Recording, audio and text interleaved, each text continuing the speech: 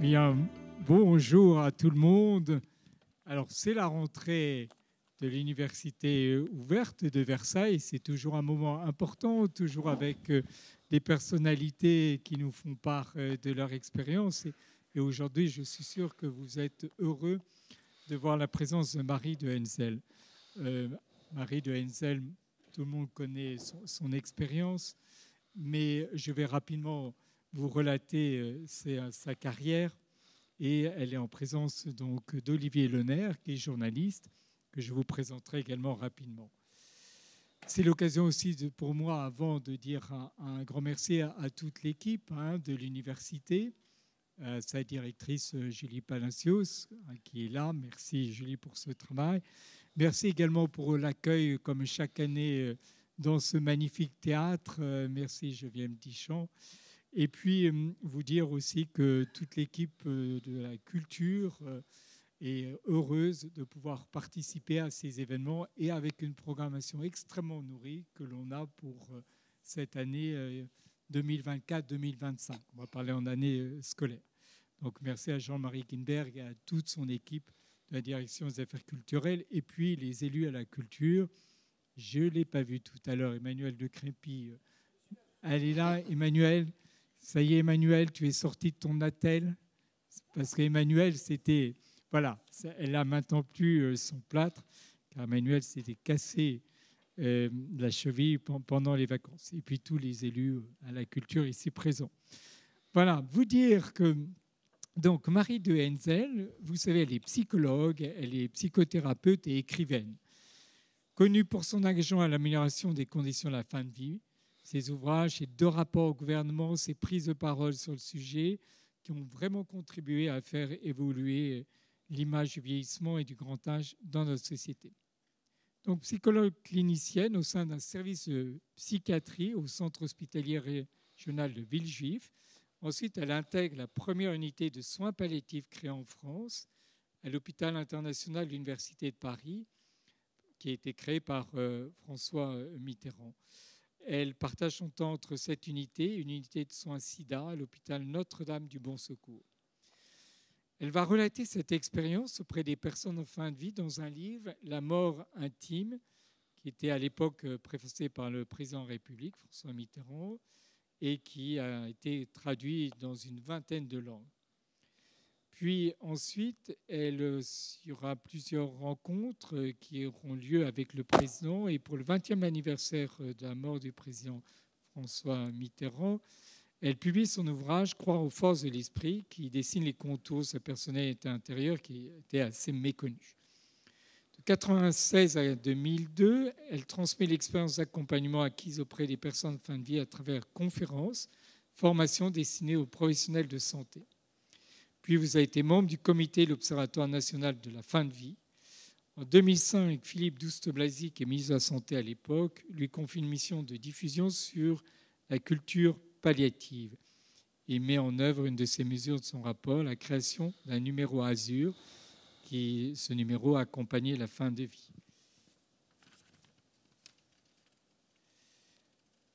Marie de Henzel effectue alors un tour de France des régions pendant 2 ans pour évaluer l'avancée des soins palliatifs et animer des forums d'information sur la loi Leonetti et sensibiliser aux bonnes pratiques en fin de vie. J'étais moi-même parlementaire à l'époque, je me souviens bien de tout ce travail. Elle anime régulièrement des séminaires sur l'art de bien vieillir pour Audience 25, la mutuelle et la caisse de retraite des professions du spectacle, de l'audiovisuel et de la presse. Elle est membre du comité d'honneur du collectif Plus digne la vie 26, également administratrice et membre du comité scientifique de la Fondation Corian. Depuis 2010, vous animez des parcours L'aventure de vieillir au sein des résidences-services Domitis. Et puis, en février 2017, également à la demande de l'ONG Elise Gar, Marie de Henzel est partie au Kurdistan irakien former des psychologues chargés de soutien psychologique des réfugiés yézidis, et notamment aux femmes revenus des camps de Daesh. Voilà, votre biographie est importante. Et si vieillir, libérer la tendresse. Puis l'adieu interdit, vivre avec l'invisible, l'éclaireux entretien avec Olivier Lenaire, paru en 2024 chez Actes Sud. Olivier Lenaire, donc Olivier journaliste, essayiste, il a longtemps été critique littéraire, notamment à l'Express, grand reporter, puis rédacteur en chef adjoint sur les sociétés sciences environnement, l'Express. Il vit aujourd'hui à Versailles, voilà. Et il continue son travail de journaliste en écrivant des livres engagés, en participant à des conférences et domaines de prédilection, l'écologie. Ah oui, c'est un thème cher à Olivier, la culture, on a fait un livre ensemble, l'architecture, la citoyenneté et l'univers du vin. Ça, je n'ai pas fait le livre avec lui. Voilà. Et donc, voilà, je suis très heureux en tout cas de vous accueillir, madame, et très honoré. Et puis, je suis sûr que toute l'Assemblée ici va vous écouter avec beaucoup, beaucoup d'intérêt et aussi vous remercier pour tout ce travail que vous avez fait. Versailles était une ville qui a été marquée par les soins palliatifs. Il y avait Claire Demeure, qui était une maison très connue, une maison exceptionnelle, tenue par des sœurs. Et malheureusement, on a vu sa fermeture trop rapidement, il y a maintenant 3 ans, pour des raisons essentiellement financières. Et je dois vous dire qu'en tant que maire de Versailles, ayant ma propre mère qui est décédée dans cet établissement, je peux vous dire que pour moi, c'était une grande, grande tristesse. Merci d'être avec nous ce soir.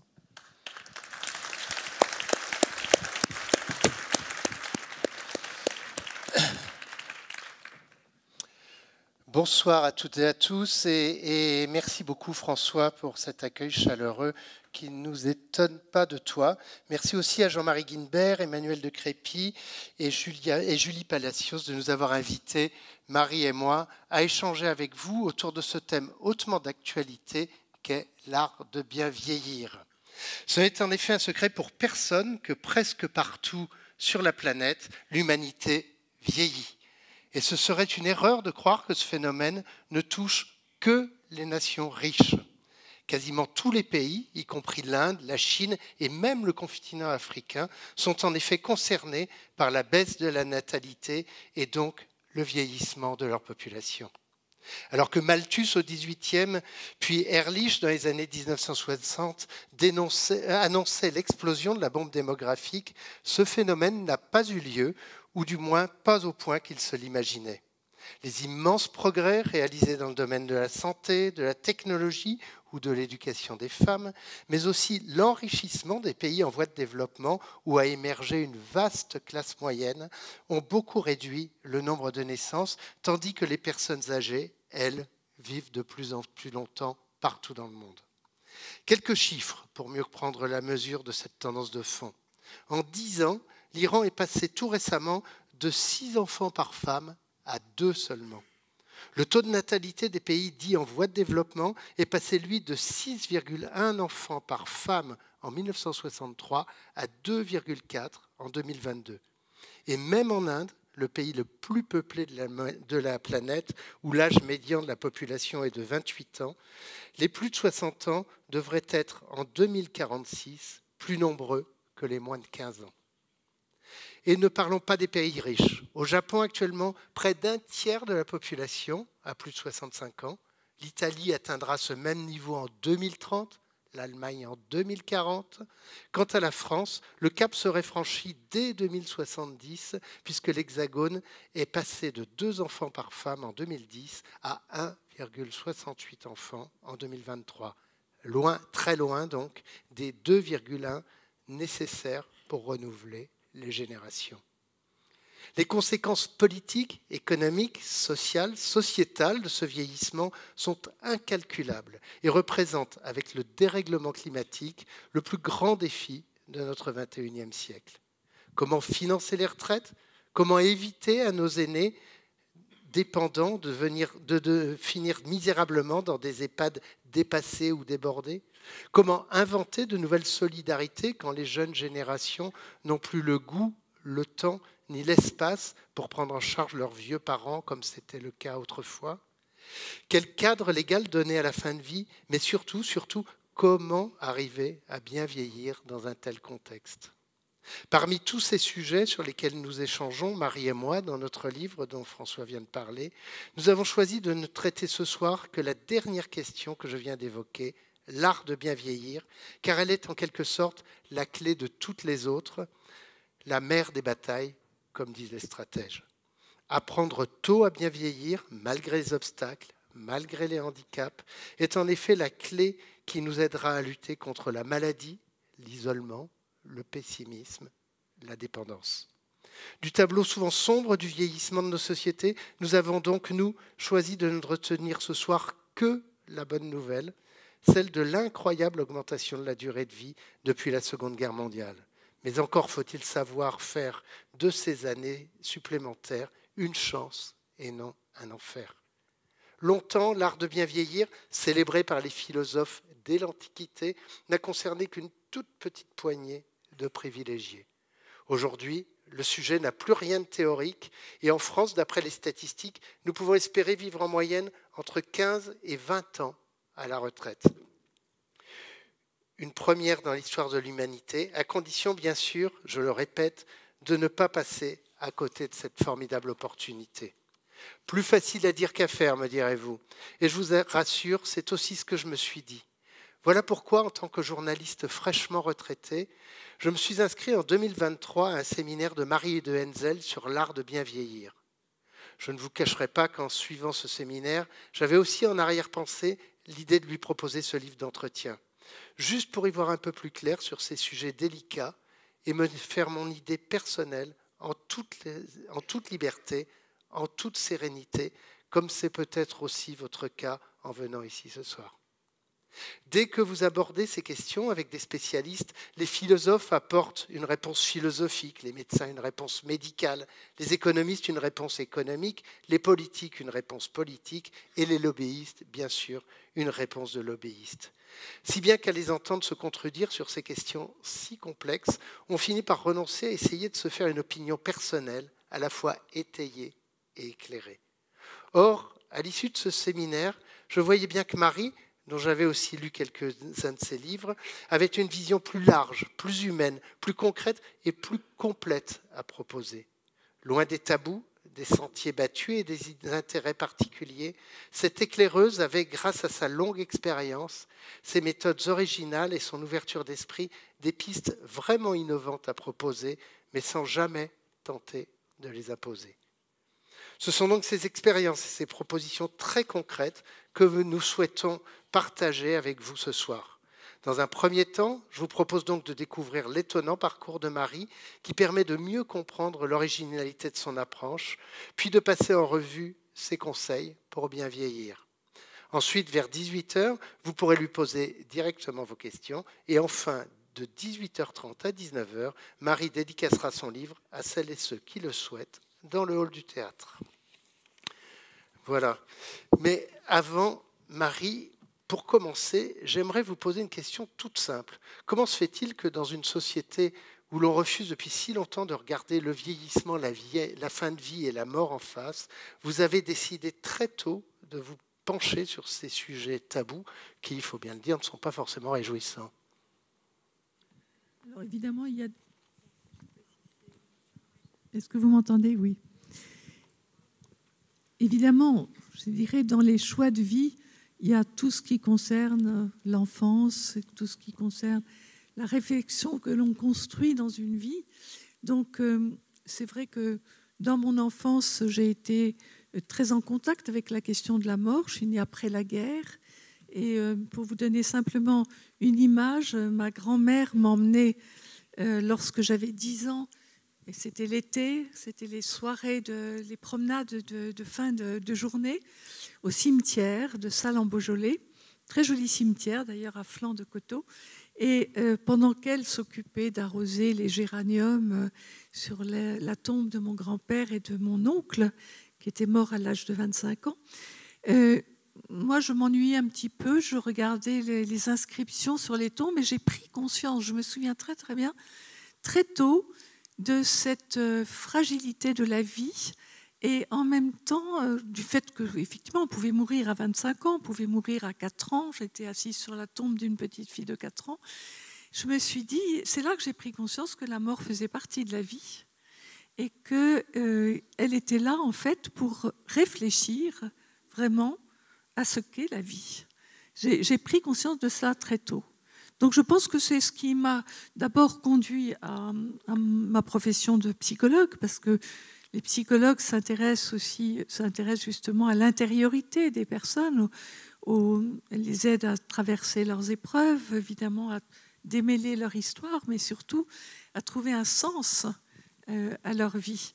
Et donc je pense que c'est pour ça qu'aujourd'hui, si vous voulez, dans les séminaires sur l'art de vieillir, méditer sur sa finitude, sur le fait que l'on est mortel, qu'on ne sera pas toujours là, que peut-être des proches aussi disparaîtront même avant nous, eh bien, on prend conscience de la raison pour laquelle la mort est là dans nos vies. Elle est là pour nous faire prendre conscience de la vie, justement, pour nous permettre d'être créatifs, d'être curieux. Je veux dire, si la mort n'était pas là, évidemment, nous ne créerions pas, nous n'aurions pas envie d'en savoir plus, nous ne serions pas ouverts au nouveau, nous n'aurions pas de projet. Hein. C'est vraiment, je me suis rendu compte que la qualité de la vie ne pouvait pas se passer ne pouvait pas se fonder sur un refoulement de la mort. Donc ça a été premier dans ma prise de conscience. Et en fait, finalement, quand vous avez accompagné ensuite en soins palliatifs des personnes, vous dites volontiers que ces personnes qui étaient sur le point de mourir vous ont d'abord donné des leçons de vie. Ça va dans le droit sens de ce que vous dites là. J'ai reçu beaucoup, beaucoup de leçons de vie, absolument. C'est un privilège, d'ailleurs je le dis, ne passez pas à côté de cette expérience d'être le proche de quelqu'un qui va mourir, car je pense que, et j'en fais l'expérience aussi actuellement avec un proche, je pense que la manière de mourir est un enseignement. Et j'ai beaucoup, beaucoup appris. J'ai été même surprise de la manière dont les personnes pouvaient approcher cette réalité. Je pense que alors, il y a aussi quelque chose que j'ai découvert, c'est que quand je travaillais en soins palliatifs, j'étais immergée dans tout ce qui fait peur à la société, ce que la société rejette, ce qui est justement, c'est peut-être pour ça que vous avez d'ailleurs choisi le titre L'éclaireuse, parce que vous avez pensé que je mettais de la lumière dans des domaines qui sont tellement sombres, tellement glauques, tellement dégoûtants. La lumière est montrer un chemin. Et montrer un chemin. Là où beaucoup pensent qu'il n'y a pas de chemin. Oui, et je me suis rendu compte en fait que dans cet univers, eh bien, il y avait énormément d'humanité, de tendresse, de tact, de vérité. Et je me suis dit, mais c'est quand même extraordinaire, nous sommes là, nous sommes les proches de gens qui ont quelques semaines à vivre, et nous prenons tous conscience que justement la tendresse, l'écoute, la présence, la vérité au sens d'être vrai, hein, sont des qualités peut-être que l'on ne pratique pas assez, hein, alors que là, c'est ce que nous vivions dans ce service. C'est ce dont j'ai voulu rendre compte, d'ailleurs, dans mon livre « La mort intime ».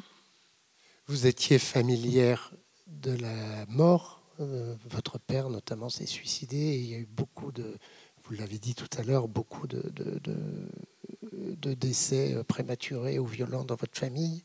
En revanche, la question de la vieillesse ou de bien vieillir est venue plus tard. J'imagine que quand vous étiez petite fille, être vieux, comme pour la plupart des enfants, oui, ça n'avait pas de sens, ça n'existait même pas. Non. Alors, c'est vrai que je me suis intéressée à cette question quand j'ai abordé moi-même la rive des 60 ans. Alors, symboliquement, 60 ans, vous savez, on a une carte vermeille, donc on entre dans le... Bien sûr, vieillir, on vieillit dès la naissance, mais peut-être que c'est un cap, 60 ans. Ça correspond plus ou moins aussi aux années où on prend sa retraite. Donc, quand j'ai abordé cet âge-là, il s'est trouvé qu'on m'a demandé de participer à une conférence au Temple de l'Étoile à Paris, où il y avait 600 personnes, je me souviens. J'étais avec un psychanalyste, avec un académicien, et je me suis, pour préparer cette conférence, j'ai été voir du côté du Japon. Et je me suis beaucoup intéressée au centenaire de l'île d'Okinawa au Japon, et j'ai découvert là qu'il y avait des personnes très très âgées qui étaient heureuses de vivre, qui avaient un mode de vie qui était le leur, qui avait du sens, qui avait de la valeur. Et je me suis dit, au fond, intéressons-nous aux personnes très très âgées que nous connaissons tous, de plus de 90 ans, qui sont des personnes qui sont radieuses, qui sont rayonnantes. Elles ont des clés, et c'est là que j'ai écrit mon premier livre, La chaleur du cœur empêche nos corps de rouiller, qui s'intéresse aux clés que nous donnent les très très âgés, hein, qui font cette expérience et alors ce sont ces clés que je décline dans mes séminaires sur l'art de vieillir. Ce qui est intéressant, vous parliez de votre voyage au Japon à la quête des centenaires Moai, mais ce qui est intéressant dans votre parcours, c'est, moi, ce qui m'a intéressé, ce qui m'a donné envie de faire ce livre avec vous, c'était le fait que vous êtes allé puiser partout, à l'étranger, dans toutes les disciplines, dans tous les pays, dans toutes les disciplines, avec beaucoup de modestie et une grande soif d'apprendre les expériences, que ce soit au plan physique, au plan moral, au plan spirituel, qui font que peut-être est-ce là l'originalité de votre démarche. Parce que finalement, des gens qui disent, ben voilà, pour bien vieillir, il faut faire ceci, il faut faire cela, etc. Comme je le disais tout à l'heure dans mon préambule, vous avez les médecins qui disent des choses, les politiques, les sociologues, etc.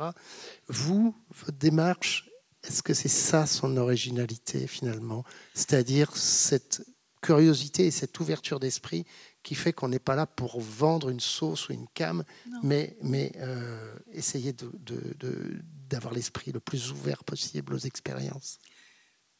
D'abord, je me suis rendu compte quand même dans mes séminaires depuis 15 ans que les personnes qui sont là sont des personnes qui veulent réfléchir à ces enjeux. C'est-à-dire qu'il y a une vraie réflexion.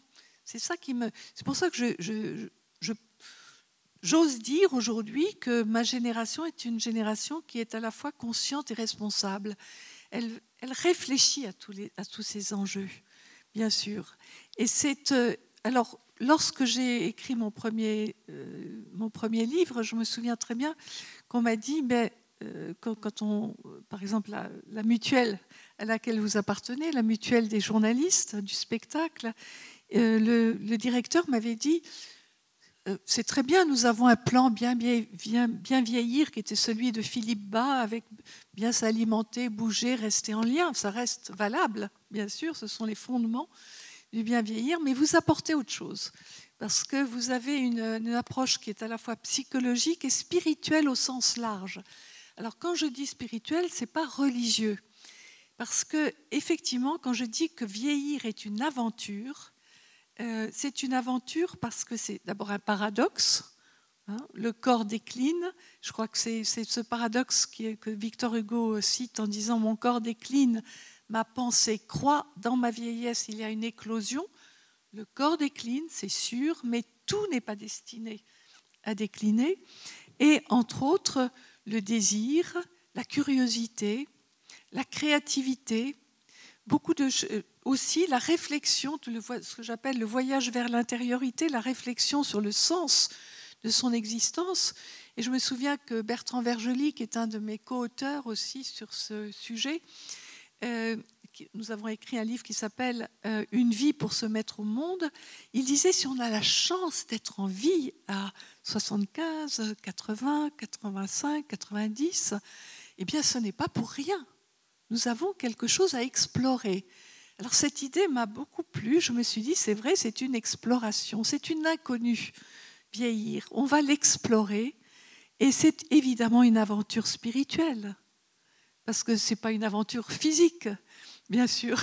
On ne va pas se mettre à monter, faire l'Everest à 60 ans, mais c'est une aventure spirituelle. C'est-à-dire que, et c'est vrai que quand il me dit c'est une chance, je vois bien les personnes que je rencontre aujourd'hui qui ont mon âge. Je vais vous dire mon âge, j'ai 78 ans, donc je suis dans ma moyenne vieillesse. Je vois bien que les personnes que je rencontre, qui ont de ma génération, sont des personnes qui se disent qu'elles doivent garder ça à l'esprit, qu'il y a des choses à découvrir. L'ouverture au nouveau, c'est la clé. Si nous nous fermons, si nous pensons que la messe est dite, que tout ce qu'il y a d'intéressant est derrière nous, plus rien à explorer, plus rien qu'à attendre péniblement la mort, regardez ce qui se passe. Les personnes qui sont dans cet état d'esprit sont des personnes qui se courbent, qui se penchent, qui finissent par chuter aussi. Donc c'est la porte ouverte à la perte d'autonomie. Tandis qu'une personne qui se dit « je ne sais pas ce qu'il y a devant moi », c'est vrai que c'est une inconnue, mais j'y vais. Et j'y vais avec confiance, j'y vais en me disant que j'ai des atouts à l'intérieur de moi, et chacun a des atouts très différents, des ressources personnelles. J'ai pris conscience d'un certain nombre de choses. J'ai aussi envie de transmettre, donc il y a un objectif. Si on part avec cela, eh bien, justement, on part... quand on part à l'aventure, on ne sait pas ce qu'on va rencontrer, mais on y va. Et c'est ce que j'essaye de transmettre dans mes livres, mais c'est aussi, et j'insiste là-dessus, c'est l'objet du travail interactif que je fais dans les groupes que j'anime. Parce que tout ce que je dis là, tout ce que je vous dis, tout ce que j'écris, n'est pas sorti uniquement de moi. C'est sorti de tout ce que j'ai entendu, et vous en êtes le témoin. Dans ces groupes, il y a une intelligence vraiment dans cette génération qui réfléchit, qui est tout à fait lucide aussi, et qui n'a pas du tout envie, je dirais, d'être prise dans l'image détériorée que nous renvoie notre société. Vieillir, c'est pas une suite de pertes et de diminutions, c'est pas un naufrage, ce n'est pas un désastre. Bien sûr, le corps va diminuer, mais il y a tout ce qui va, au contraire, grandir. Le fait que vous ayez vous-même dépassé 75 ans, ce que vous nous disiez, rend-il votre voix plus légitime, plus crédible et différente de celles et ceux qui... Parce que tout le monde dit, voilà, pour bien vieillir, il faut faire ceci, il faut faire cela. Votre originalité, votre différence est là. Est-ce que c'est à la fois cette ouverture d'esprit et le fait que vous savez de quoi vous parlez? Oui, alors j'ai effectivement plus d'expérience à mon âge que quand j'avais 60, c'est sûr, j'ai expérimenté certaines choses. Il y a aussi le fait que dans mes séminaires, je ne transmets que ce que j'ai exploré moi-même. C'est-à-dire que je pense que ça joue dans ma crédibilité. Si je propose un exercice, c'est des choses que j'ai expérimentées. Par exemple, vous parlez beaucoup du chant, la gymnastique, d'une certaine forme de spiritualité. La méditation, par exemple. Moi, j'enseigne dans mes séminaires, on médite ensemble, pas longtemps, mais 10 minutes, et j'explique en quoi c'est une clé du bien vieillir, mais je médite moi-même aussi. J'enseigne, par exemple, un exercice que j'appelle le lieu sûr. Nous entrons, quand nous vieillissons, nous entrons dans ce qu'on appelle l'âge cassant. On devient plus vulnérable, plus fragile, c'est inévitable, inéluctable. Et donc, on peut être confronté à des moments dans lesquels on est en grande insécurité. Et j'ai découvert dans toutes mes formations justement cette possibilité de faire appel à un moment dans la vie dans lequel on s'est senti en parfaite sécurité. Tout le monde a vécu ça. Ça peut appartenir à l'enfance, ça peut être lié à une maison, à un lieu, ça peut être lié à une personne. Tout le monde a vécu, ne serait-ce qu'un petit moment, un sentiment de parfaite sécurité. Or, on peut faire revenir ce souvenir à la mémoire. Jacqueline de Romilly, qui était académicienne, dans son livre « Les révélations de la mémoire », raconte qu'à 98 ans, alors qu'elle est aveugle, qu'elle est dans un fauteuil, lui reviennent spontanément à la mémoire des souvenirs de son enfance, de son adolescence, de sa jeunesse, qu'elle avait complètement oubliées, mais qui reviennent à sa mémoire parce que c'est des moments dans lesquels elle s'est sentie en grande sécurité, qu'elle a éprouvé un grand bien-être. Je trouve intéressant cela, de se dire qu'on pense avoir oublié, mais en fait, notre peau a une mémoire. C'est une conférence que j'ai faite avant-hier à Montpellier, la mémoire de la peau. Tout est inscrit sur notre peau. Donc, une vieille peau, c'est une peau qui a beaucoup de souvenirs. Beaucoup de souvenirs. Et il faut se dire que la peau nous aide. C'est vrai que tous ces souvenirs qui sont là, c'est pour ça que, vous savez que c'est pour ça que les personnes âgées, très souvent, sont dans un fauteuil, elles ne font rien. Alors on croit qu'elles s'ennuient, mais pas du tout. Elles ne s'ennuient pas du tout. Elles sont aux prises avec des souvenirs que leur peau leur ramène. Il suffit, par exemple, une brise, une caresse sur la joue, des choses toutes petites peuvent faire revenir des souvenirs très anciens. Et Jacqueline de Romilly, d'ailleurs, dit qu'on explore un temps. Elle se demande c'est quoi ce temps-là, et elle n'est pas théologienne, mais elle dit mais finalement, est-ce qu'on n'expérimenterait pas l'éternité, comme Spinoza nous dit, nous expérimentons que nous sommes éternels. Dans ces moments-là, on est très étonné du fait qu'un souvenir de l'âge de 10 ans revienne comme si on venait de le vivre. Voilà, c'est tout cela, je l'ai découvert. Je l'ai découvert en lisant, en parlant avec d'autres gens. En faisant une formation d'aptonomie. Oui, j'ai aussi une formation. En découvrant les chants à l'étranger, avec justement des chants méditatifs, oui. En faisant toutes ces expériences. Voilà. En général. Voilà, j'ai beaucoup expérimenté, ça c'est sûr, et j'essaye de transmettre cela.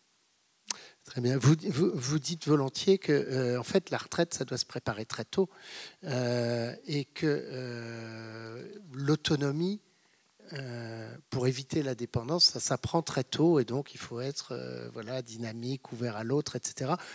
On peut dire qu'en gros, les jeunes retraités, comme on dit, sont plus qu'actifs, ils s'occupent de leurs enfants, de leurs petits-enfants, ils sortent, ils voyagent quand ils ont la chance de pouvoir, ils tiennent les associations, ils tiennent et soutiennent ce pays, et donc qu'est-ce qu'on pourrait leur demander de plus finalement? Parce qu'ils le font déjà.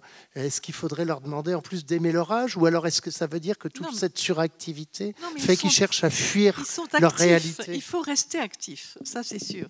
Ils sont actifs. Ils sont utiles. D'ailleurs, comme vous le dites, le bénévolat, actuellement, ce sont des plus de 60 ans. Souvent, sans eux, la France ne tient plus debout. En grande majorité qui l'assument.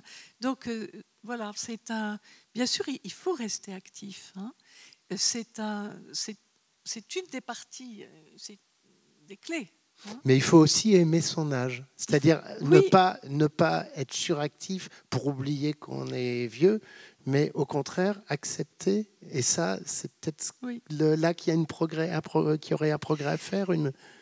Alors, c'est vrai que moi, je suis jungienne et que j'aime bien faire référence à Jung qui disait que la vie, c'est comme la course du soleil. Vous êtes psychanalyste aussi, puisque vous êtes psychologue, mais également vous êtes psychanalyste. Jung disait que la vie, c'est comme la course du soleil. Pendant la première partie de la vie, à l'apogée du soleil, on peut dire qu'on met son moi conscient toute l'énergie du moi est mise dans la construction d'une vie, la construction d'une famille, d'un métier, d'une œuvre. Et c'est nécessaire vraiment de mettre son énergie là-dedans. Et puis, il dit qu'il y a un moment donné, alors lui, il parle de quand on arrive dans la deuxième partie de la vie, vous me direz, on ne sait pas quand, puisqu'on ne connaît pas l'heure de sa mort. Ce que je suis sûre, c'est qu'après 60 ans, on est sûrement dans la deuxième partie de sa vie. Mais donc, Jacques Calment a vécu jusqu'à 122 ans. Et que dans cette deuxième partie de la vie, progressivement, parce que ça ne se fait pas du jour au lendemain, il faut mettre l'énergie qui était sur le moi conscient, sur le soi, ce qu'il appelle le soi avec un grand S, c'est-à-dire le soi, c'est son être intérieur, son être. Donc, il y a progressivement un voyage vers l'intériorité, qui n'est pas un repli sur soi, pas du tout. Car les personnes qui ont une intériorité riche sont des personnes qui sont beaucoup ouvertes aux autres. Elles sont dans l'ouverture. Donc, ce n'est pas du tout une fermeture, le voyage vers l'intériorité, mais c'est un approfondissement. J'aime bien cette parole d'une femme dans un groupe, justement, d'une femme de 86 ans qui disait « Pour moi, vieillir, c'est revisiter ma maison. C'est, au fond, visiter qui je suis. » Parce que c'est vrai que peut-être qu'on a été tellement actifs, suractifs, comme vous dites, on n'a peut-être pas eu le temps de savoir, de vraiment explorer qui on est. Et cet âge, s'il nous est donné de le vivre, il nous aide à ça, à explorer notre intériorité. Et ce n'est pas du tout une tâche égoïste, narcissique, c'est pas du tout ça. C'est approfondir qui je suis, parce que c'est comme ça aussi que je peux le mieux, je dirais, communiquer avec les autres, que je peux le mieux transmettre. C'est au fond approfondir les valeurs que l'on a depuis longtemps, mais peut-être dont on ne s'est pas beaucoup occupé. C'est tout cela. Alors, souvent vous me dites, il faut faire ça. Je ne dis jamais ça dans mes séminaires. Je ne dis pas il faut. Je dis, voilà des clés qui nous sont données par les anciens, par les plus âgés. Et ces clés, qu'est-ce que vous en pensez? Moi, ce qui m'intéresse, c'est que je vois que les gens réfléchissent à tout ça. Je pense que si on dit, il faut faire ça, il faut créer un recul. Mais voilà telle personne de 95 ans qui fait cette expérience de lâcher prise, par exemple, d'acceptation de ce qui est, parce qu'elle ne peut pas faire autrement. Cette personne qui vit ça avec, je dirais, cette acceptation sereine, eh bien, elle nous communique quelque chose. Ça nous fait réfléchir. On se dit, oui, peut-être qu'un jour, je serai moi aussi dans une situation où je n'aurai rien d'autre à faire que de lâcher prise. Vous voyez, ce sont des modèles que nous les avons tous autour de nous. Des modèles, il faut les regarder et se dire, qu'est-ce que je peux faire de ça, moi? Voilà. On peut comprendre malgré tout qu'on ait peur de faire ce voyage intérieur, qu'il fasse peur, que la mort fasse peur, que la souffrance fasse peur. Et puis le vieillissement physique, il existe. Je veux dire, les douleurs du corps, elles existent. Et elles sont de plus en plus présentes. Les rides, les performances physiques, les performances sexuelles. Enfin, vieillir, ce n'est pas forcément une aventure joyeuse. Non, c'est... Les gens disaient, c'est pas drôle de vieillir, oui c'est vrai. Mais j'entends beaucoup dans les résidences, c'est un travail de vieillir. D'accord. Parce qu'effectivement, bien sûr, il y a une acceptation du vieillissement physique. Mais ce que je trouve intéressant, c'est une notion qui est dans mes livres de révolution narcissique. C'est-à-dire, on cesse de se regarder dans la glace parce que c'est désespérant. On regarde à l'intérieur de soi parce qu'à l'intérieur, on est jeune. Et si vous regardez bien des photos de personnes très âgées, moi j'ai une photo comme ça d'une centenaire, ridée comme une pomme rainette, mais elle a un regard profond, un très joli sourire, et en fait, elle est ridée, mais elle est radieuse. Et c'est ça le défi. Si on est justement, d'où l'importance du voyage vers l'intériorité, si on est bien à l'intérieur de soi, eh bien, on le rayonne. Parce que le regard et le sourire ne vieillissent pas. Les yeux vieillissent, la bouche vieillit, les dents vieillissent, tout ça, ça vieillit. Mais pas le sourire, ni le regard, parce qu'ils viennent de l'intérieur. Quand on a compris ça, et moi je peux vous dire, quand je parle avec des femmes de mon âge qui ont compris ça, elles se disent, on s'en fiche des rides. Bon, voilà, elles sont là, et ce n'est pas ça qui nous empêchera de rayonner. L'important, c'est aussi de jouir encore de la vie, donc. Alors, il y a aussi, vous parliez de jouir de la vie, mais il y a aussi, c'est vrai que j'ai un de mes livres qui s'appelle L'âge, le désir et l'amour, s'est penché aussi sur la question du désir, de l'éros avec la vieillesse, puisque le corps décline, effectivement, il faut explorer autre chose. Ce n'est pas pour rien que j'ai écrit avec Philippe Guton le livre « Et si vieillir, libérer la tendresse ». Parce qu'effectivement, l'éros d'un couple âgé ne ressemble absolument pas à ce qu'il était quand il était jeune. Parce qu'on n'est plus dans le pulsionnel, mais on explore quelque chose de différent, une sexualité autre, un rapport charnel qui est différent, qui est dans la présence, dans la rencontre, dans le regard, qui est dans la tendresse, qui prend son temps, enfin, tout ce qui finalement appartient et est tout à fait quelque chose que l'on peut vivre en vieillissant. Alors que, donc je pense en fait que quand je dis l'ouverture au nouveau, c'est ce qui me frappe, c'est que les personnes, encore une fois, qui parlent dans mes séminaires, et j'ai appris d'elles, autant que des livres, sont des personnes qui me disent on explore quelque chose de nouveau. Est-ce qu'on peut prévenir le déclin physique et cognitif ? On peut le prévenir, oui.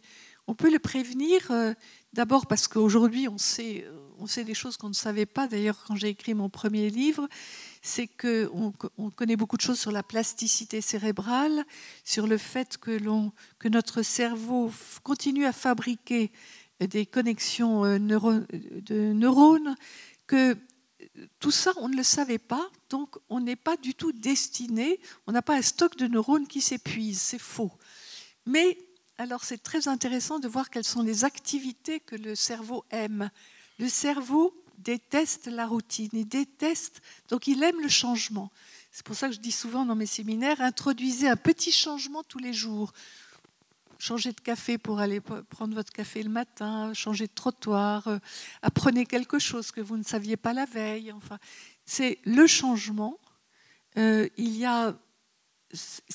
vraiment l'activité qui plaît au cerveau, qui a une plasticité. Je pense aussi que l'estime de soi est importante.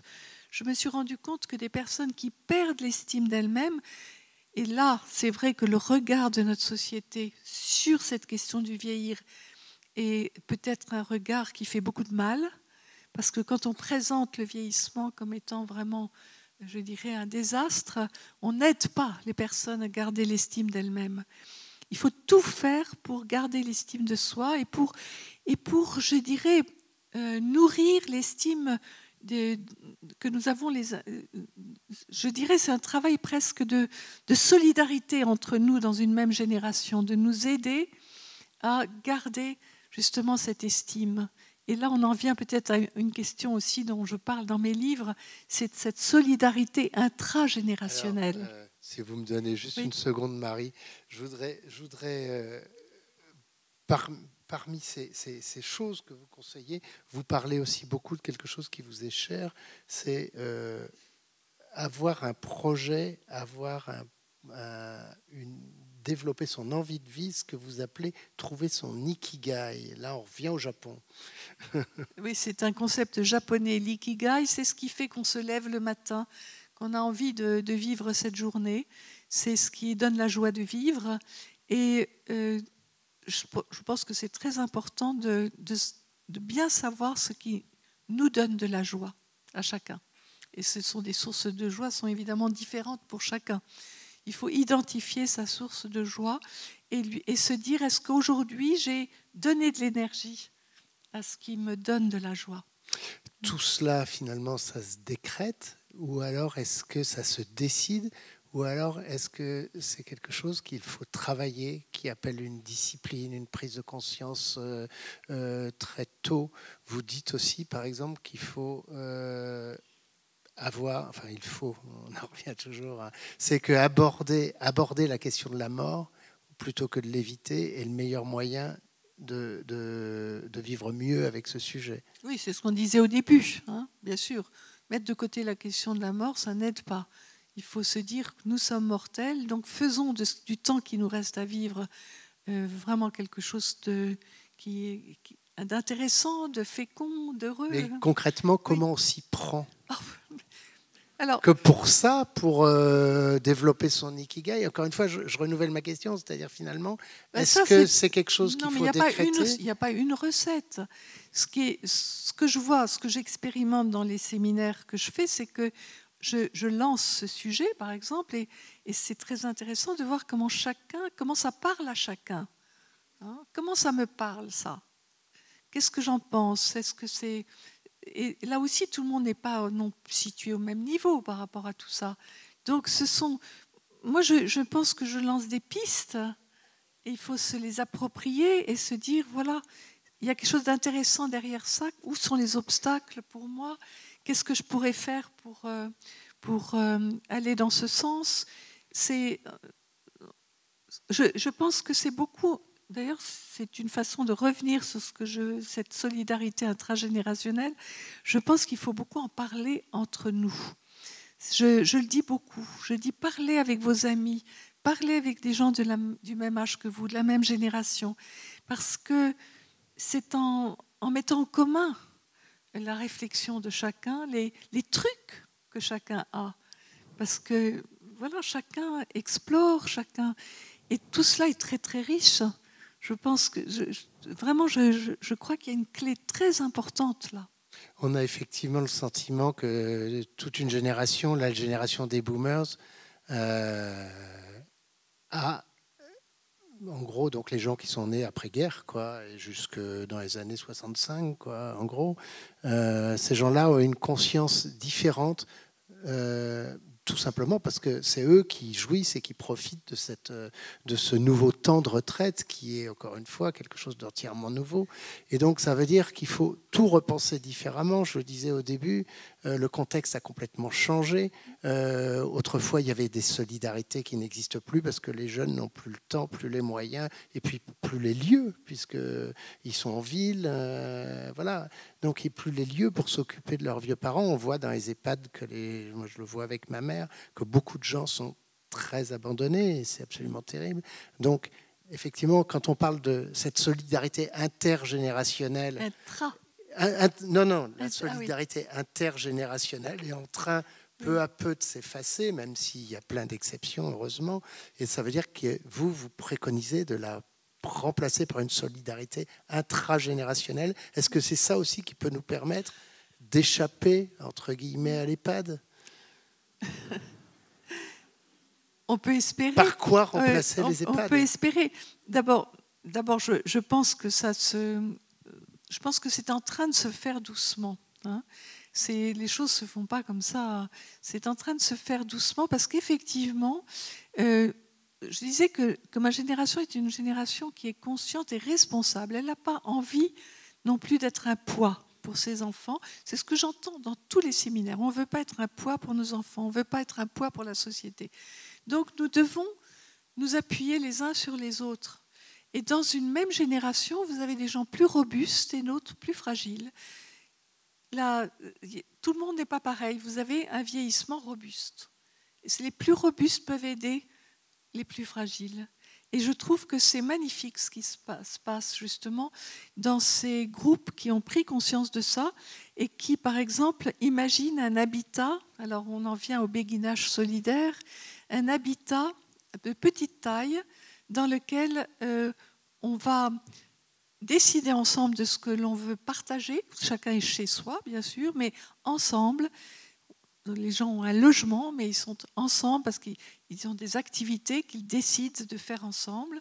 Ça peut aller du jardinage à la cuisine, mais aussi à la méditation, je dirais à des réflexions, je dirais autour d'un livre. Enfin, mais ce sont les gens qui décident de ce qu'ils veulent partager. Et ce qui m'a frappée, par exemple, pour prendre l'exemple du béguinage de Valogne, qui est le premier béguinage solidaire qui s'est créé il y a 2 ans, eh bien, les futurs habitants qui ont appris à se connaître avant d'habiter ensemble ont d'abord appris à se connaître, à respecter leurs différences, et ils se sont engagés à être solidaires. Si l'un d'entre eux tombe malade, si l'un d'entre eux perd son autonomie, et même mourant, s'il veut rester chez lui, si les soins à domicile existent, ça c'est la condition évidemment, il faut que l'HAD, l'hospitalisation à domicile, ou les soins à domicile, les infirmières puissent venir à domicile, les autres ont décidé d'assumer à tour de rôle l'accompagnement humain, c'est-à-dire venir partager un repas, lire un livre, faire une promenade ensemble. Donc cet accompagnement-là, ils ont décidé de l'assumer à tour de rôle, de façon à ce que la personne ne se sente pas obligée de partir dans un EHPAD, par exemple. Donc ça, je trouve ça remarquable. C'est le tout début. Je crois beaucoup à cela. C'est la raison pour laquelle j'ai fait ce livre, j'ai soutenu ce projet, que j'ai fait ce livre avec Tristan Robet, Vieillir solidaire.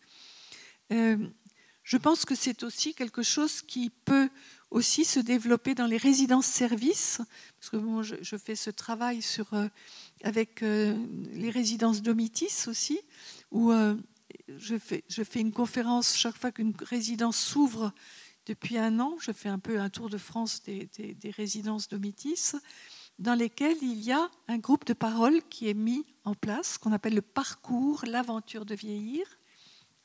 Et ces personnes créent une solidarité entre elles. Quand elles ont parlé ensemble pendant 8 séances d'elles, pas de la pluie, du beau temps, de la politique et tout ça, mais d'elles, eh bien, ces personnes apprennent à se connaître. Et si l'une d'entre elles a besoin d'aide ou va moins bien, les autres sont solidaires. Voilà, cette solidarité-là, on n'en parle presque jamais, mais je pense que c'est une richesse pour l'avenir. Et là aussi, il y a deux prérequis, si j'ose dire. C'est d'abord qu'il y ait derrière les moyens qui soient mis en place, donc une loi grand âge dont on parle depuis 20 ans mais qu'on n'a toujours pas vu mise en place, c'est-à-dire des moyens, etc. Ça, c'est la première chose. Et l'autre chose, c'est de s'y prendre tôt. C'est-à-dire que finalement, on a l'impression que le leitmotiv de tout ce que vous nous dites, c'est qu'il ne faut pas attendre que les choses aillent mal pour s'en préoccuper. Il faut réfléchir avant à son projet de vie, à sa retraite, faire de la prévention. Il y a une chose qui est assez intéressante dans ce que vous dites, c'est que finalement, quelqu'un qui est autonome à 80 ans, c'est ça, a toutes les chances. Quelqu'un ça ce sont les gériatres qui le disent, quelqu'un qui arrive autonome à 90 ans a 8 chances sur 10 de le rester jusqu'au bout. D'accord. Ce qui effectivement... Ce qui montre que ce n'est pas du tout une fatalité de perdre son autonomie. Pas du tout ça arrive, bien sûr, je ne suis pas en train de dire que ça n'arrive pas, mais ce n'est pas du tout une fatalité. Hein. Et donc, effectivement, chacun doit essayer de faire ce qu'il peut pour la préserver. Quand on parle des peurs dans mes séminaires, quand on identifie, par exemple, la peur de perdre son autonomie, on l'a identifiée, on réfléchit en termes de prévention, qu'est-ce que je peux faire? Et si jamais ça m'arrive, parce qu'on ne maîtrise pas tout dans la vie, ça peut m'arriver, sur quoi je peux m'appuyer, sur quelles ressources internes je peux m'appuyer pour que ça ne soit pas une catastrophe. Nous échangeons là-dessus. Et c'est étonnant ce que j'entends dans ces séminaires, sur les ressources internes que chacun identifie comme étant ce qui peut permettre qu'une qu'une perte d'autonomie totale puisse être vécue sans être une catastrophe. Donc ça, c'est possible. Oui, c'est possible. C'est possible et j'en suis témoin actuellement aussi. D'un proche qui a perdu complètement son autonomie et qui reste complètement serein dans le lâcher-prise, conscient, très conscient, et qui est qui par sa manière d'être, de vivre cela, transmet certainement beaucoup plus qu'il n'imagine. Et cela, c'est donné à tous? Ce n'est pas donné à tous, bien sûr. Rien n'est donné à tous. On est ce que j'essaye de faire à mon niveau, c'est de me dire, si j'ai un groupe avec moi qui réfléchit à cela, chaque personne de ce groupe se dit, je vais essayer de glaner par-ci, par-là, des choses qui me permettent d'envisager cela, d'essayer de mettre de mon côté le maximum. Mais bien sûr que tout le monde ne peut pas. Mais on peut essayer de se donner toutes les chances de son côté, de se mettre toutes les chances. Voilà. Tout le monde ne peut pas, bien sûr. Alors, on réfléchit, bien sûr, dans les séminaires, ça dépend aussi de... Vous savez, il n'y a pas un séminaire qui ressemble à un autre aussi, parce que les problématiques qui sont dans le groupe ne sont pas les mêmes d'un groupe à l'autre. Donc moi, je m'adapte au groupe. Je m'adapte aux questions qu'il y a dans ce groupe-là. Et par exemple, bien sûr, il y a beaucoup de personnes qui évoquent la difficulté qu'ils ont d'accompagner un proche qui est atteint de la maladie d'Alzheimer. C'est une des maladies qui nous fait le plus peur. Beaucoup de personnes dans les groupes sont dans cette situation d'aidant. On en parle. Moi, je fais partie des psys qui pensent qu'il faut parler vrai à quelqu'un qui est atteint d'une maladie cognitive, parler à ce qui en elle reste intact, et la regarder dans les yeux, la contacter, la toucher, et lui dire les choses comme elles sont. Et là, on a des surprises. Moi, j'ai beaucoup d'exemples de surprises à partir du moment où on est en contact vraiment par le regard, par le toucher, et que l'on met des mots sur les choses vraies que l'on vit soi-même en tant qu'aidant, par rapport à un parent, par exemple, eh bien, j'ai souvent vu des récits, j'ai souvent entendu des récits, et moi-même, je l'ai constaté, de personnes qui, tout d'un coup, ont une lueur de lucidité dans le regard, ou qui se mettent, alors qu'elles ne parlaient plus depuis 2 ans, tout d'un coup à murmurer quelque chose. Donc, s'adresser à ce qui, en l'autre, reste intact, mais qui est complètement enfoui dans les profondeurs. Merci Marie. Écoutez, il est 18h. Moi, ce que je vous propose, pour suivre justement ce que dit Marie, c'est que je pense que vous avez autant de choses à lui apprendre et à échanger vis-à-vis d'elle que l'inverse. Et donc, ce que je vous propose, c'est qu'on se donne une demi-heure d'échange pour accueillir toutes vos remarques, vos témoignages, vos questions. Et voilà, et que Marie puisse y répondre autant que faire se peut. Il faudrait que l'éclairage change, oui, parce qu'il faudrait que je voie le visage de la personne qui me pose une question. Voilà.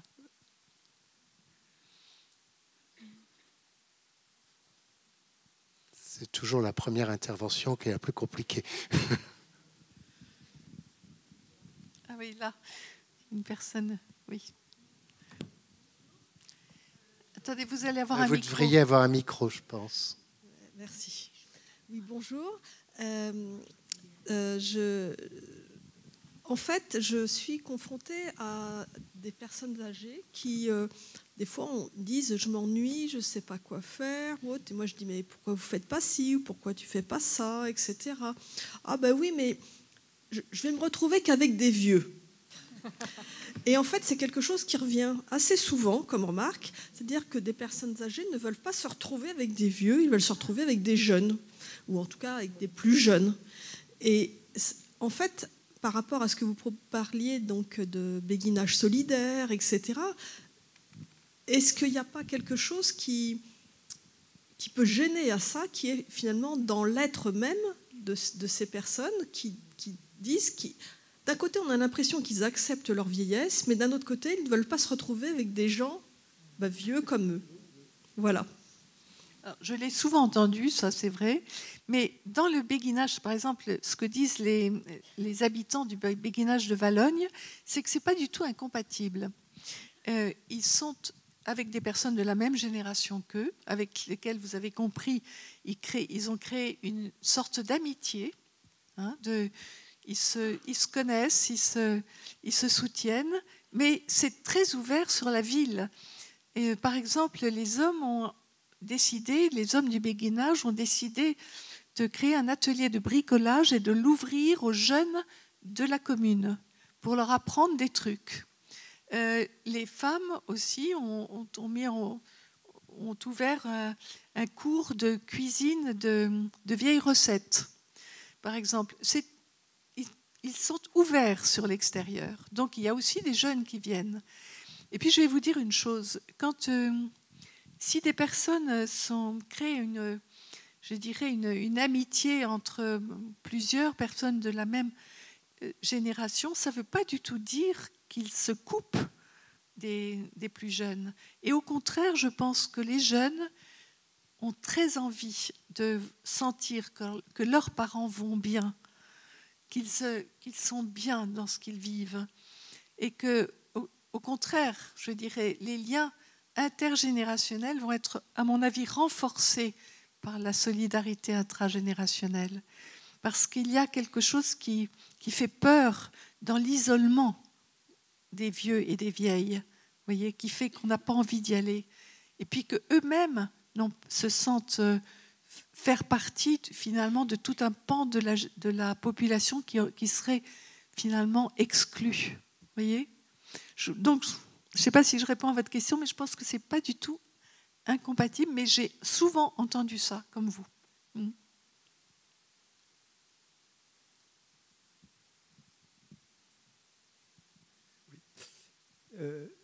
Vieillir, bonjour madame. Vieillir, c'est aussi, ça peut être... Attendez, je ne vois pas où vous êtes. Ici, ah oui, pardon, oui, excusez-moi. Oui. C'est rencontrer des problèmes de mémoire, notamment de mémoire immédiate, donc, et qui amène au rejet de soi-même. Donc, quel est le... Le problème de la mémoire. Oui, le problème de la mémoire. Alors, oui, c'est vrai que c'est un problème. Là. On peut perdre la mémoire immédiate. Il y a beaucoup de choses, effectivement, que l'on peut faire pour je dirais, stimuler sa mémoire pour être... Mais il y a quelque chose que j'enseigne dans mes séminaires, c'est assez récent, c'est l'écriture du haïku, le petit poème japonais que l'on écrit. Alors aujourd'hui, c'est une pratique japonaise, mais qui s'est occidentalisée. Il y a beaucoup de gens qui écrivent des haïkus, des petits poèmes de 3 lignes, 17 pieds, qui captent un moment d'émotion, quelque chose que l'on a vu et que l'on va noter sur un petit carnet. Moi, je fais ça, par exemple, dans mes voyages. Je ne tiens pas un journal de mes voyages, mais j'ai un petit carnet où j'ai des haïkus. Je fais des haïkus quand j'ai vu quelque chose qui m'a étonné, qui m'a émerveillé, quelque chose qui m'a plu, quelque chose qui m'a ému. J'écris. Et puis, 1 an après, si je reprends mon petit carnet, tout ce que j'ai vécu revient. C'est-à-dire que c'est un excellent exercice pour stimuler la mémoire émotionnelle. Vous voyez ? Ça, c'est quelque chose que j'enseigne, par exemple. Et vous savez que la mémoire, c'est lié beaucoup aussi à la qualité d'attention. Plus on est attentif, moins on perd la mémoire. Or, la pratique du haïku, c'est une pratique de l'attention. C'est Roger Poldroy qui disait « c'est une pratique de l'attention car l'inattention est un des mots de la mort. Donc, être présent à ce que l'on fait, à ce que l'on voit, à ce qu'on éprouve, hein, ça s'inscrit en soi. Et là, on s'aperçoit qu'on oublie beaucoup moins. Je ne sais pas si je vous ai donné un truc. Mais... Comment vous écrivez haïku? J'ai pas très bien compris. H-A-I-K-U. Vous trouverez ça, il y a des tas de petits livres sur la pratique du haïku. Mais c'est une pratique que j'enseigne pas depuis longtemps, mais depuis qu'une journaliste des pages santé du Figaro, Pascal Cinq, qui est venue à un de mes séminaires, m'a passé son livre sur le haïku. Et j'ai été complètement, je dirais, emballée par ce livre. Je me suis dit, mais il y a quelque chose là-dedans, il faut en faire quelque chose. Elle raconte comment un instituteur du 93, ayant une classe de collège, avec des élèves qui arrivaient le matin avec leur capuche, complètement s'étalés sur la table, et il leur disait: qu'est-ce que vous avez vu sur le chemin de l'école? Silence. Personne n'avait rien vu parce que tous ces élèves avaient la tête remplie des émissions de télévision de la veille, n'avaient rien vu. Il se trouve que ce professeur des classes était haïkiste, faisait des haïkus. Il leur a dit: je vais vous apprendre à faire des haïkus. Ça a mis 1 mois, l'apprentissage des haïkus. Et quand tout le monde a su écrire un haïku, il leur a dit: désormais, quand vous arriverez à l'école, la première chose que vous ferez, c'est d'écrire un haïku sur ce que vous avez observé sur le chemin de l'école. Sa classe s'est transformée. Ils étaient éveillés, c'est une pratique de l'éveil, éveillés. Ils n'avaient qu'une envie, c'est de partager leur haïku, de pouvoir... Donc c'est extraordinaire, il a réveillé sa classe.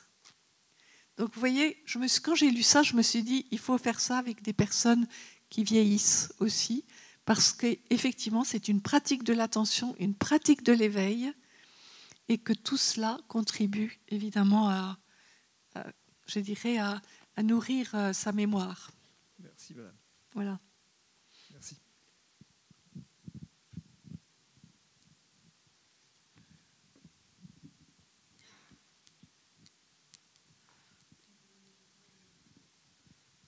Bonjour. Bonjour. Bonjour. Comment voyez-vous les choses en matière d'art de bien vieillir avec la paupérisation de la société, sachant qu'actuellement il y a à peu près, si je ne m'abuse, 10 millions de personnes sous le seuil de pauvreté en France. Donc vous avez évoqué la question de la sécurité, la sécurité étant aussi matérielle. Ça me paraît bien compliqué. Je pense que cette génération dont vous faites partie, des baby boomers, dont a parlé Olivier Lenaire, va rester une exception, c'est mon sentiment. Et je pense que pour les prochaines générations, avec tous les problèmes auxquels elles vont être confrontées, alors je vais dire des banalités, mais ce que je viens de citer, le réchauffement climatique, l'obligation d'accueillir des personnes venues d'autres pays, des migrants, etc. Je pense que la solidarité, la question de la solidarité aussi, ça va être très compliqué parce qu'on voit déjà que sur ce plan-là, l'État est très défaillant parce qu'il n'est pas très normal que, et ce n'est pas seulement votre génération à vous qui se montre solidaire des plus jeunes, c'est aussi les plus jeunes qui se montrent actuellement solidaires des plus âgés. La solidarité, je me permets d'apporter un bémol à ce que vous avez dit, la solidarité aujourd'hui ne repose pas que sur les épaules des personnes plus âgées. Voilà mes questions. Vaste question. Je comprends bien votre interrogation. Je ne peux pas répondre à tout ce que vous avez dit, mais je voudrais juste dire une chose, parce qu'on me l'a souvent renvoyé. On m'a dit, mais Au fond, pour bien vieillir, il faut être en bonne santé et avoir de l'argent. C'est sûr que ça aide. Mais moi, j'ai rencontré beaucoup de gens, d'abord, qui n'avaient pas une santé florissante, mais qui vieillissaient bien. Et puis, j'ai une maison sur une île qui est au-delà de Nantes, l'île Dieu, où j'ai beaucoup rencontré des personnes âgées, qui sont des personnes qui ont très peu de moyens, des veuves de pêcheurs, des veuves de maçons, des veuves. Je peux vous dire que c'est là que j'ai eu les plus grandes leçons sur le bien vieillir. Ce n'est pas une question d'argent. Ce n'est pas une question. Il y a vraiment. Alors, il y a la question de la solidarité, oui, sentir que l'on n'est pas seul, effectivement, qu'on puisse s'appuyer sur les autres. Ils sont très solidaires entre eux, ils chantent ensemble. Et puis, ils ont des joies qui sont des joies qui ne coûtent rien. D'aller ensemble regarder un coucher de soleil, de s'allonger et de regarder le ciel étoilé la nuit. J'ai rencontré chez ces personnes une capacité contemplative qui n'a... Vous voyez, on est là dans des valeurs évidemment plus spirituelles, beaucoup moins matérielles, mais ça serait vraiment une erreur que de croire qu'il faut avoir de l'argent pour bien vieillir. D'ailleurs, à l'inverse, je connais des gens très riches qui vieillissent très mal et qui sont dans un vieillissement tourmenté, angoissé.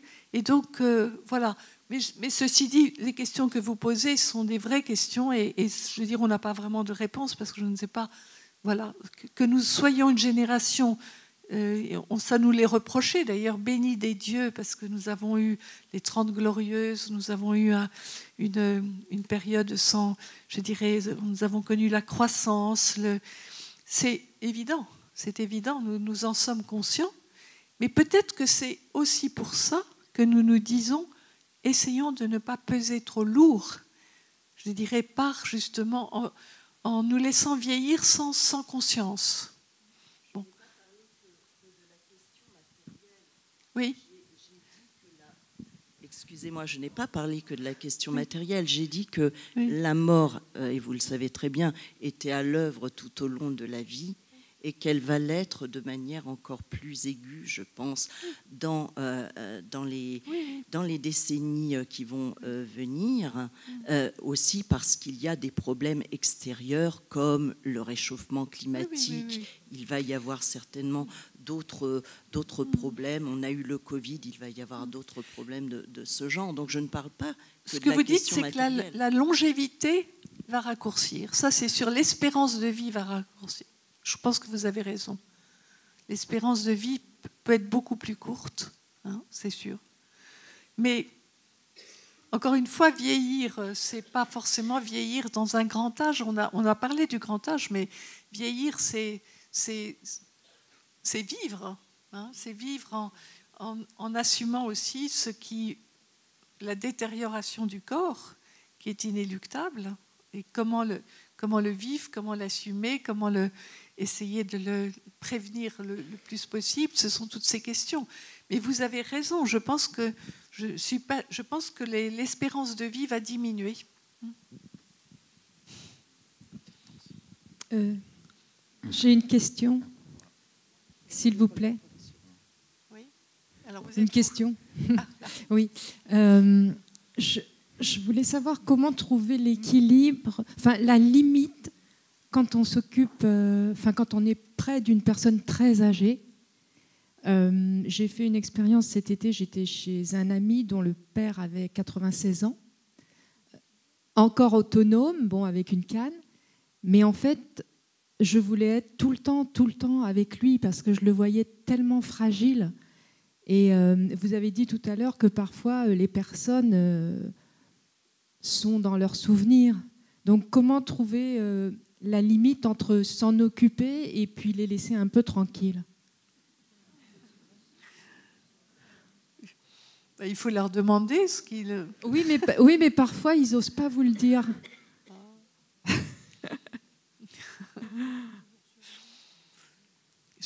je suis sûre que vous pouvez le sentir.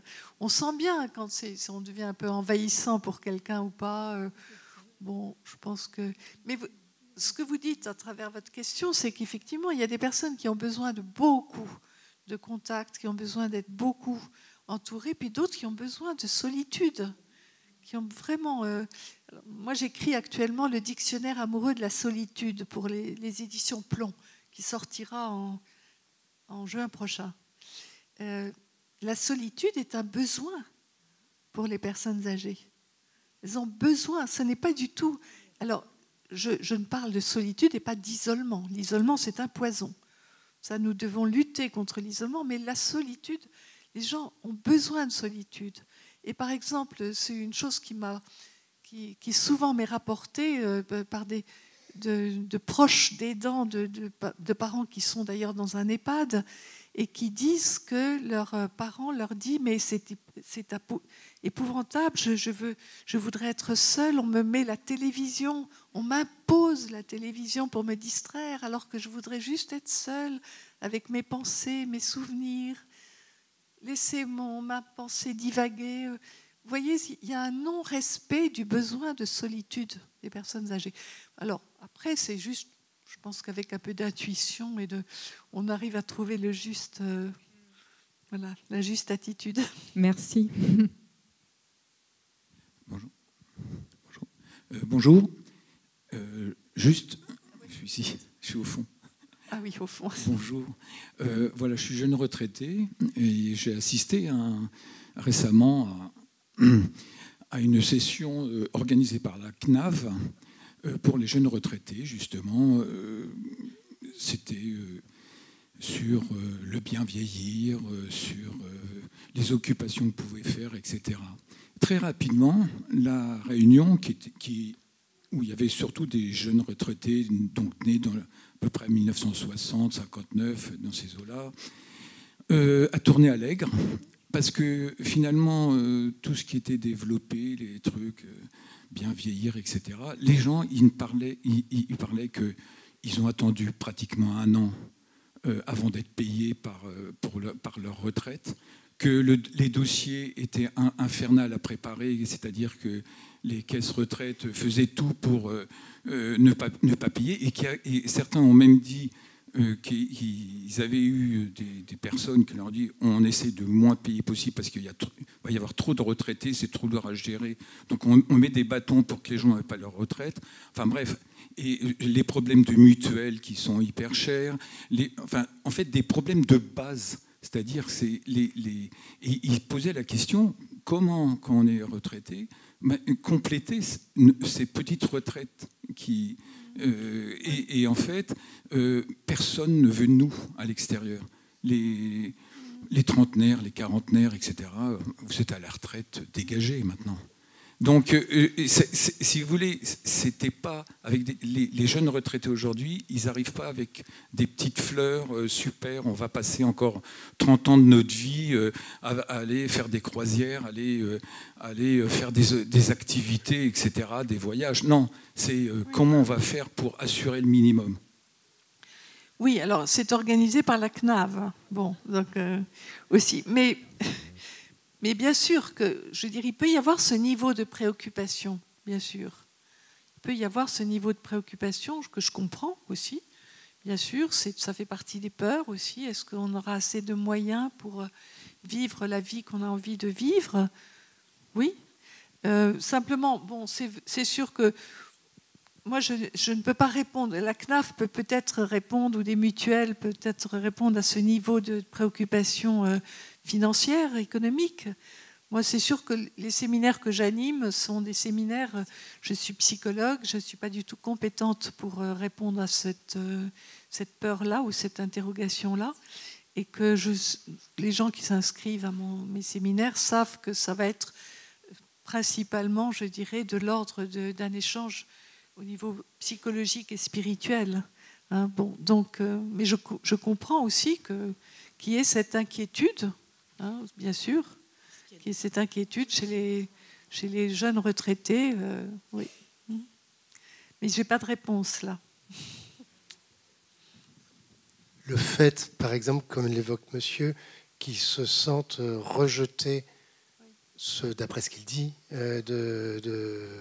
par le monde actif et par les jeunes. En revanche, c'est d'autres sorts. Alors, moi, ce que je vois, ce que j'entends dans mes groupes aussi, c'est des personnes qui réfléchissent beaucoup à la manière dont elles peuvent rester utiles et actives dans la société. Il y a beaucoup d'idées, je veux dire, c'est effectivement, si on se dit que on arrête de travailler et puis on va se retrouver chez soi devant la télé, bon, ça n'a rien de très réjouissant. Il y a vraiment dans les groupes, je vois une réflexion sur qu'est-ce que nous pouvons inventer aussi, mais et là on n'est pas dans aller faire des croisières et des choses. Non, non. Là où nous sommes, comment nous pouvons contribuer à l'âge que nous avons, avec l'expérience que nous avons. Il y a beaucoup d'idées. Je pense qu'il faut stimuler l'inventivité, la créativité des personnes. Je ne sais pas si vous avez vu un jour, il y a eu je crois que c'était il y a 1 an, il y a eu un reportage sur France 5 sur des centenaires, sur la longévité, et on voyait que tous étaient restés actifs, mais tous avaient trouvé un moyen aussi d'être utiles, alors qu'ils avaient tous presque 90 ans, d'être utiles là où ils étaient. Mais il n'y a pas une manière. Chacun cherche avec ses compétences, avec son envie de contribuer, avec sa créativité, comment comment sortir je dirais peut-être de ce marasme que vous semblez pointer là chez ces jeunes retraités qui se disent ben voilà, on sait plus qu'est-ce qu'on a à faire maintenant, sinon on nous présente la retraite comme un temps où on va faire des croisières et nous on n'a pas les moyens. Donc, mais il y a beaucoup d'autres choses. Je me souviens de cet homme de 90 ans qui randonne avec des plus jeunes. Bon, il randonne dans sa région. Ça ne coûte pas cher de randonner dans sa région. Mais il s'est inséré dans un groupe plus jeune. Et les plus jeunes ont tout à fait à cœur d'aider cette personne à continuer à randonner avec elle. Et ont inventé des moments, des cafés dans lesquels ils leur parlent. Enfin, vous savez, il y a tellement d'idées. Stimulons la créativité des personnes. Et il y a plein de choses que l'on peut faire quand on n'est plus, je dirais, quand on n'est plus actif au sens d'avoir une profession, mais rester actif autrement. La peur de la précarité, malgré tout, est quand même très prégnante. On le voit à travers les réformes de retraite successives qui sont de plus en plus difficiles à passer. Et puis, on sait bien, on parlait tout à l'heure de la pyramide des âges, qu'il va y avoir de plus en plus de retraités pour de moins en moins de cotisants, donc de moins en moins de retraites. Et cette peur-là, elle n'est pas infondée, elle est légitime. Comment essayer de gérer cette angoisse-là, chacun, en sachant que ce n'est pas vous qui allez faire tomber de l'argent sur leur compte. Et puis je n'ai pas la réponse, je n'ai pas les solutions. Je pense que on les a. Il faut parler ensemble. Moi, la seule chose que j'ai dit maintenant, parce que j'en suis de plus en plus convaincue, il faut parler ensemble de tout ça. Des petits groupes dans lesquels on parle ensemble et il y a des idées qui naissent. Ça, je l'ai vu partout. Mais bien sûr, c'est... Et parler ensemble, ça ne veut pas dire seulement entre personnes de plus de 60 ans. Ben déjà, et puis avec d'autres aussi, mais ce qui est frappant, si vous voulez, par exemple, dans la population des EHPAD, par exemple, c'est qu'ils ne se parlent pas entre eux. Personne ne se parle. Or, je pense qu'il y a quelque chose il faut en amont, vraiment prendre l'habitude de se parler ensemble. Alors bien sûr, parler avec des plus jeunes, mais aussi entre personnes. Je pense que dans les communes, ici, nous sommes quand même invités par la mairie de Versailles. Moi, je dis souvent dans les villes où je vais de faire des conférences qu'au niveau des communes, on devrait mettre en place des groupes d'échange. Ça existe dans des cafés de l'âge, des cafés où des personnes se parlent ensemble de tout ce que nous venons de dire là. Je pense que de là peut naître des solutions et qui partent des gens eux-mêmes, et pas de plus haut. Il faut que ça parte des gens. Je ne sais pas si je vous convainc, mais...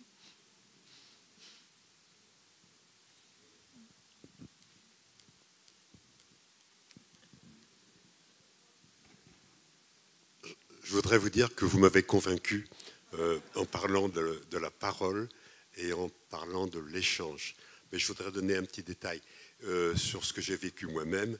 Il y a 5 mois, j'ai eu un AVC. C'est un truc terrible. Vous croyez que vous avancez et puis après vous reculez, quoi. Donc c'est compliqué. Alors je m'en tire. J'adorais le jardinage et la taille des arbres, des trucs comme ça, parce que je suis dans la nature et que j'étais content. Je ne peux plus le faire parce que c'est ma main droite qui a doublé de taille et qui ne peut plus rien faire. Donc maintenant, je contemple. Et dans la nature, il y a des contemplations et des émerveillements qui sont absolument géniaux et qu'on peut développer. Et ça remplace largement le travail des mains qu'on ne peut plus faire. Je veux simplement dire ça. Merci. Votre témoignage me rappelle un témoignage, une des choses que Marie me disait lorsqu'on faisait nos entretiens, c'est qu'effectivement, à partir de quelqu'un qui, par exemple, faisait de la voile et qui ne peut plus faire de la voile ou de la planche à voile et puis qui ne peut plus en faire, finalement, tu disais, il faut... soit on peut s'enfermer chez soi et se lamenter, soit on peut aller s'asseoir sur un banc et regarder les autres en faire, se rappeler ses bons souvenirs et puis profiter de ça. C'est un peu dans le même esprit de ce que vous dites, je crois. Et c'est vrai que votre exemple est très parlant et très touchant. Oui, allô, bonjour, je suis ici. Bonjour à tout le monde. En vous écoutant, je me demandais si vraiment la question était de bien vieillir ou alors plutôt de bien vivre. Et je pense que cette question-là, elle ne renvoie pas simplement à une génération qui est la nôtre, mais elle est plus sociétale. Et je me demande si les actifs sont vraiment... Enfin, excusez-moi, je vais peut-être choquer en disant ça, mais est-ce qu'ils sont vraiment en vie ? Il y en a certains qui se le demandent. C'était le premier point. Non, très bonne question. Non, mais c'est bien que vous disiez. C'est vrai que c'est vivre. Vieillir, c'est vivre. Bien sûr, c'est continuer à vivre. Et vivre autrement, souvent. Parce que, parce que il y a des choses qu'on ne peut plus faire, mais d'autres que l'on peut découvrir. Et je voulais souligner aussi un autre point. Donc, en fait, je voulais souligner qu'il y a un rapport à la vie et aussi un rapport à la non-vie. Je pense qu'on doit être plus attentif à la non-vie parce qu'elle permet aussi à la non-vie. Quand je dis non-vie, ce n'est pas l'approche de la mort, c'est bien exister, bien être en relation avec les autres. Et il y a un dernier point, après j'en aurai fini. Il y a cette phrase-là qui m'avait beaucoup interpellé, je ne sais pas de qui elle est, qui a dit « Y a-t-il une vie avant la mort ?» Je pense qu'on doit tous se poser cette question. Voilà, je vous remercie.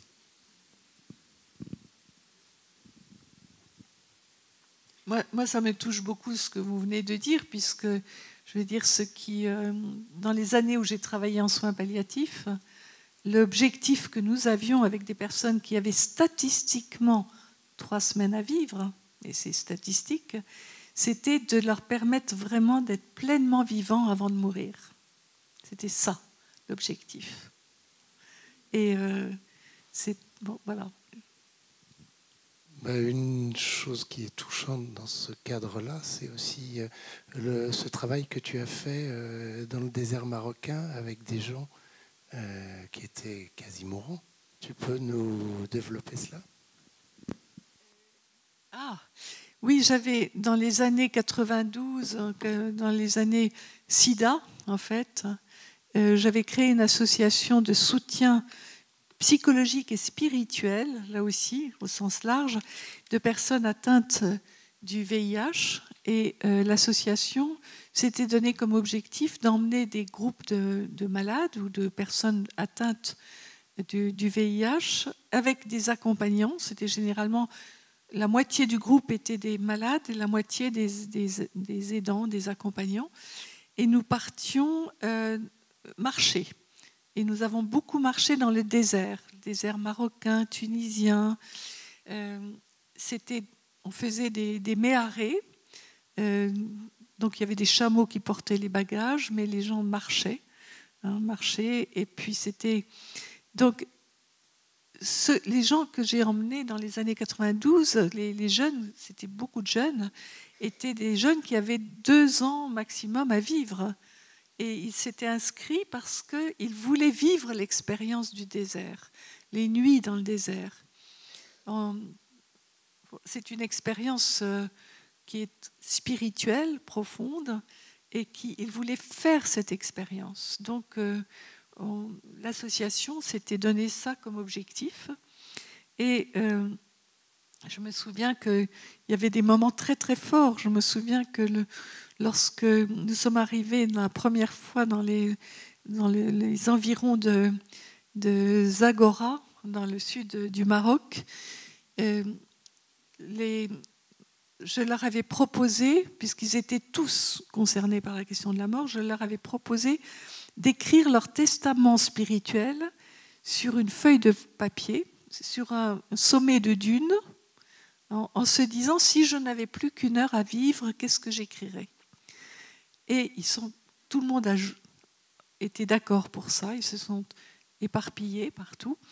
Et c'est vrai qu'au Maroc, on vous dit que si vous êtes piqué par un serpent, vous n'en avez plus qu'1 heure à vivre. Je pense que ça arrive très, très, très rarement. Mais je m'étais servi de cette métaphore. Si vous n'aviez plus qu'1 heure à vivre, qu'est-ce que vous écririez? Donc, ils ont écrit leur testament. 1 heure, c'était 1 heure maximum, 1 page, recto verso. Et ils sont revenus. Et le soir, autour du feu, ils ont voulu. C'était vraiment libre. Ceux qui voulaient pouvaient lire leur testament. Et je peux vous dire que c'est un des moments les plus forts de ma vie. Ce que j'ai entendu là, de jeunes qui savent qu'ils vont mourir, et cette sagesse de vie qui était lue autour du feu. C'était des moments, ça a été un moment... et c'est d'ailleurs un exercice que j'ai continué à proposer aussi dans mes séminaires. Et ce qui est intéressant, c'est que j'ai fait ça dans plusieurs voyages, c'est qu'il y a quelques personnes qui ont passé la barre des années 96, quand les trithérapies sont arrivées, et qui sont encore en vie aujourd'hui. Ils sont très vieux, ils sont toujours en vie, ils ont toujours le VIH, ils ne sont pas morts. Et évidemment, je suis restée amie avec eux parce que c'était tellement fort ce que nous avions vécu.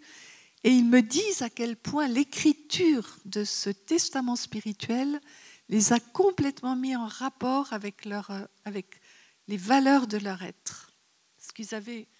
Et donc, ils me disaient, il y en a un qui m'a dit il n'y a pas longtemps, ce que j'ai écrit là, je pourrais le réécrire aujourd'hui. C'est vraiment le fond de mon être qui est sorti sur cette page. Bon. Donc c'est une des expériences que j'ai faites et qui était autour de la mort, mais où finalement ces jeunes qui étaient tous ont dit qu'après cet exercice, ils s'étaient sentis tout à fait, je dirais, en paix avec cette question. Donc, c'est vraiment important de se dire qu'est-ce que j'ai envie de transmettre avant de mourir. Pas seulement matériellement, Évidemment, vous l'avez compris. Qu'est-ce que j'ai envie... Il est plus de 18h30. On peut prendre une dernière intervention s'il y en a une. Et autrement, ceux qui le souhaitent pourront rencontrer Marie. C'est en bas, je crois, dans le hall. Et se faire dédicacer son livre s'ils le souhaitent. Merci.